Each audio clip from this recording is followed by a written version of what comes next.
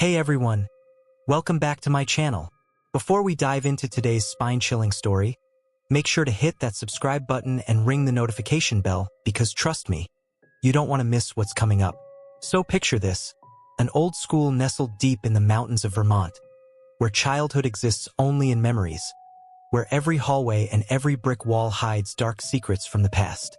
Blackwood Academy, where the silence of the surrounding forest carries sounds that shouldn't exist. Today, I'm bringing you a story that if you Google it, you'll find dozens of similar accounts and experiences. Because this place isn't just haunted in stories. It's genuinely one of the most haunted locations in New England. And I've got to ask you something. Have you ever seen a child without a head?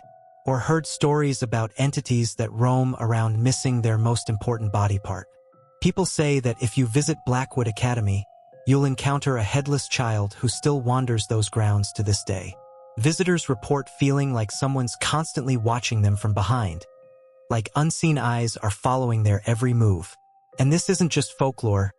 Guys, this is the terrifying reality of Blackwood Academy, where fear descends every single night. The story I'm about to tell you was shared with me by someone named Jake. Thanks so much, Jake, for trusting me with your experience. And hey, if any of you have your own paranormal stories, hit me up at the email in the description below. This incident happened when Jake was still in college. Today, he's working a steady job and is well into his 40s or 50s. But before we get into Jake's story, let me give you some background on what actually happened at Blackwood Academy. The school was originally built in 1879 during the height of America's industrial boom, mainly for the children of railroad executives and government officials stationed in the remote Vermont mountains. The school is still functional today, but locals believe that something sinister lurks around the property, especially during school breaks when the building sits empty and abandoned. Multiple old stories and local experiences have turned this entire area into one of the most mysterious places in New England. So that's the backstory. Now let's jump straight into Jake's terrifying encounter. 5 college students from Boston University, Sam, Ryan, Ashley, Paige, and Jake were planning a winter break trip. During their planning session, the conversation somehow shifted to haunted places. They were all journalism students, which becomes important later. Ashley brought up some strange research she'd been doing about Blackwood Academy, the most haunted school in New England. She showed everyone the creepy stories that circulated about the place, along with research papers, old newspaper articles, missing person reports, and archived records dating back to the 1970s. One by one, the friends started reading through all the materials Ashley had gathered. There were dozens of articles with headlines like, "Student disappears on forest trail, only belt and shoes found near school boundary. Teacher found dead under mysterious circumstances. Boy jumps from dormitory roof after claiming he saw himself watching him sleep."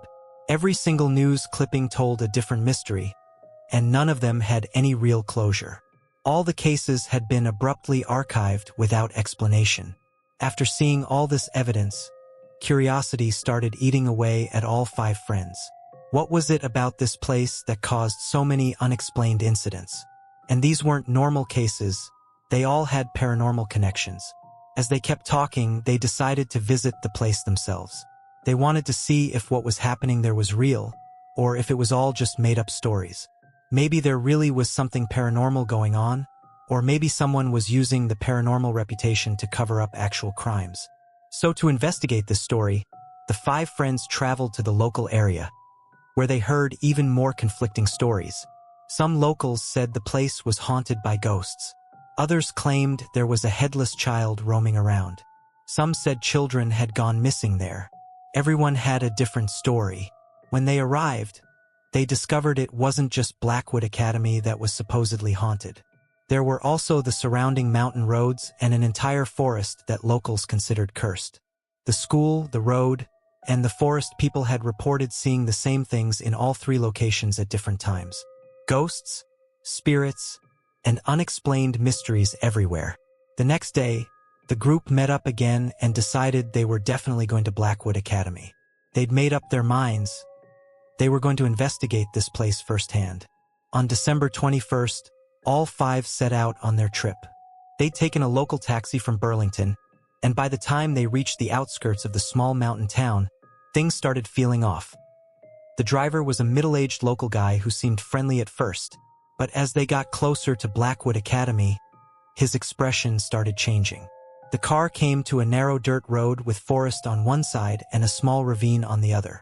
Without saying a word, the driver slammed on the brakes. The 5 friends could tell the driver didn't want to go any further, so they quietly got out of the car and decided to continue the journey on foot. The entire environment was incredibly spooky. The cold was intense, it was nighttime, thick fog had rolled in, and the forest had this eerie silence, the kind of silence that was actually terrifying. Ahead of them was just a foot trail covered with dirt, rocks, and dried leaves. The forest on both sides was so dense that barely any light could penetrate through. What little light there was got scattered in all directions by the tree branches. After about 15 to 20 minutes of walking, they finally arrived in front of Blackwood Academy. It was a large, gray building with colonial architecture. That's when Ashley noticed another building on the opposite side of the school. The same building that had appeared in many of the newspaper clippings she'd collected, the ones mentioning ghosts and spirits. The building had a rectangular wooden window, and many people had claimed they'd seen someone watching from that window, someone who observed people down below. The 5 friends started walking toward this building. The path was dirt, and because of the fog, the ground was muddy. But the strangest and most attention-grabbing thing was the footprints in the mud. It had become a tourist spot of sorts, but these footprints looked like they belonged to a child. Being journalism students, their minds immediately started analyzing the situation. They figured that if there were children's footprints here, there should also be adult footprints accompanying them, because why would such a small child be wandering around this remote area alone? They looked around the surrounding area and concluded that this didn't seem like a place where a small child could or would come, even if they wanted to. With multiple questions racing through their minds, they started approaching the building. After examining it from the outside, they decided to go inside. When they got closer, they realized the building was abandoned. It had been under construction or renovation but was stopped for some reason. So the entire building sat there like ruins. They tried to enter and expected the door to be locked, but surprisingly, it was open. When they opened the door and went inside, they were hit by a strange, musty smell, probably because the building had been closed up for so long. There wasn't much inside except broken desks scattered around and dirt everywhere. But the strangest thing was that on the dusty floor, there were footprints everywhere, the same child-sized footprints they'd seen outside the building. They rationalized it by thinking that since there was a school nearby, children probably came and played here sometimes. The building even had some old-school desks stored inside, so it made sense that kids might wander in occasionally. The group was now inside a room that felt like a hallway, where it was extremely dark. Jake turned on his flashlight, and as soon as the light came on, he felt like someone was standing right next to his ear and had blown air directly into it. Jake immediately turned around, but there was nobody behind him. He looked all around. He was standing alone at the back while his friends were ahead of him. He felt uncomfortable but decided to ignore it. They were exploring the rooms one by one. All the rooms contained broken school equipment. The school was probably using the building as a storage facility. That's when Ryan's attention was caught by a mirror in one of the rooms. There was dried blood on the broken mirror. As he was examining it, he saw his own reflection and behind him, Ashley's reflection. She appeared to be watching him through the same mirror. When Ryan turned around to actually look at Ashley, his breath nearly stopped. The Ashley whose reflection he'd seen in the mirror was standing much farther away, near the door. The reflection made it look like she was right behind him, but in reality, she was in a completely different direction.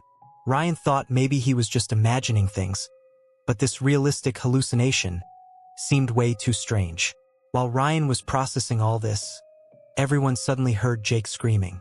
They all ran toward Jake and found him on the floor with tables and chairs fallen on top of him. Sam, Ryan, and everyone else helped lift Jake up, moved all the furniture off him, and asked what he was doing. Jake said he was just walking when he felt like someone pushed him from behind, and as he fell, the table and chairs went flying and landed on him. The table that fell on Jake had several nails sticking out of it, which caused serious injuries to his leg. The nails had pierced into Jake's legs, and they had to carefully remove them. While they were helping Jake, they heard Paige screaming from the direction of the hallway. Paige wasn't with them. She and Ashley had been exploring separately from the other three. Paige had been exploring another room by herself, looking for interesting things to investigate. When they heard her scream, everyone ran toward her. When they reached Paige, they found her standing in a corner against the wall, staring toward the railing with a terrified, trembling expression. Her entire body was shaking with fear. When they approached her, Paige looked shocked to see Ryan. In a trembling voice, she said, "What are you doing here? Weren't you just with me? You were standing right behind me." As soon as Paige said this, everyone became confused about what she was talking about. Seeing everyone's condition, Sam wisely suggested, "Maybe we should leave. This could be some kind of warning. If we ignore all these signs, it would be stupid of us. God forbid something happens to someone, we'd never forgive ourselves for the rest of our lives." Everyone standing there was convinced by Sam's words and started heading back. But as they were leaving, Jake's attention was caught by a forest trail that was visible from where they stood. What Jake saw made him stop everyone within a minute, because Jake could see a child walking on the forest trail wearing a school uniform. Jake immediately stopped everyone and pointed out the child. All 5 of them could see the child. The moment they saw the child, a strange sensation ran through their bodies. Their hair stood on end, and they couldn't utter a single word. Without delay, they all started running from that place. As they were running away, Ashley heard a voice in her ear, a child's voice calling to her. When Ashley suddenly turned around with a jerk, what she saw made her freeze completely in place. The other 4 friends kept running ahead while Ashley stood there, staring behind her. Her friends called back to her from ahead, "Ashley, come on. What are you doing? Why did you stop?" Paige ran back and grabbed Ashley, saying, "What are you doing? Are you crazy? Come on. Let's get out of here quickly." But Ashley wasn't saying anything. The next moment, Paige grabbed Ashley's hand and dragged her along.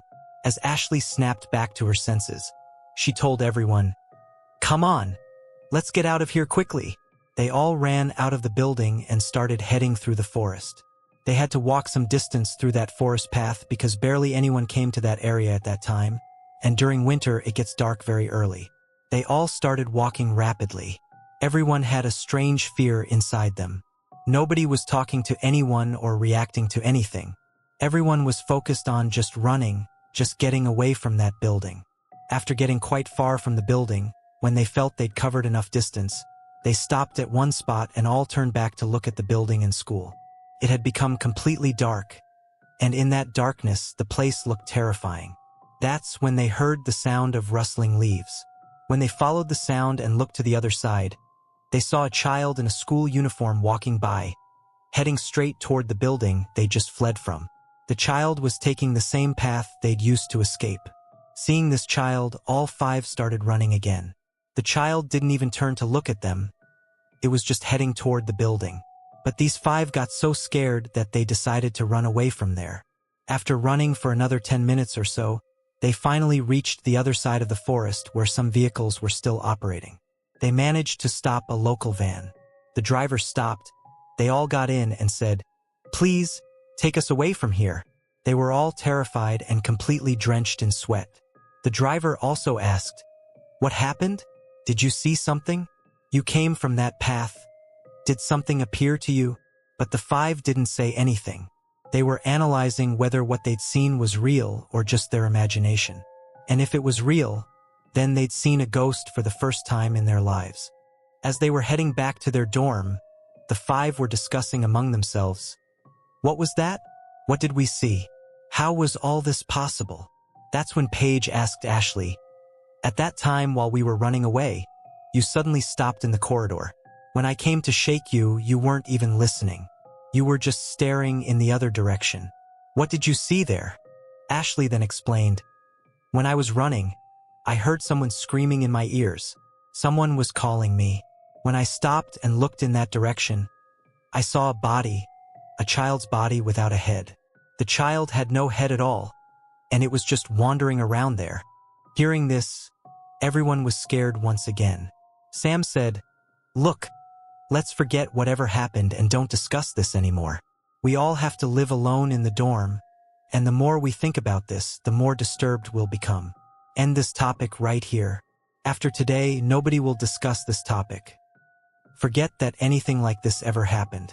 Let's go back to how we were 2 days ago. There's no need for pointless fear or overthinking, because if you do that, maybe things that aren't even happening to you might start happening. Maybe you'll go into some kind of shock, or maybe something else bad could happen to you. So it's better that nobody talks about this. Just forget it. Everyone agreed with Sam's suggestion that they wouldn't discuss it anymore. Jake told me that after that incident, they spent about 2 more years in that dorm in college. But not once did any of them ever mention Dow Hill, that school, or that child. It became one of those life stories that nobody wanted to talk about. Now that Jake is much older, maybe that's why he wanted to share this story with all of us. So if you want to know more about places like Blackwood Academy, you can Google similar haunted schools because areas like this are genuinely extremely haunted. So haunted that people go there to explore but come back with stories they can't even share with anyone. That's it for today, everyone. We'll meet again with another topic. Until then, stay safe and remember, some places are better left unexplored. Don't forget to like this video if it gave you chills, subscribe for more horror stories, and let me know in the comments if you've ever had any paranormal experiences of your own. Sweet dreams, everyone.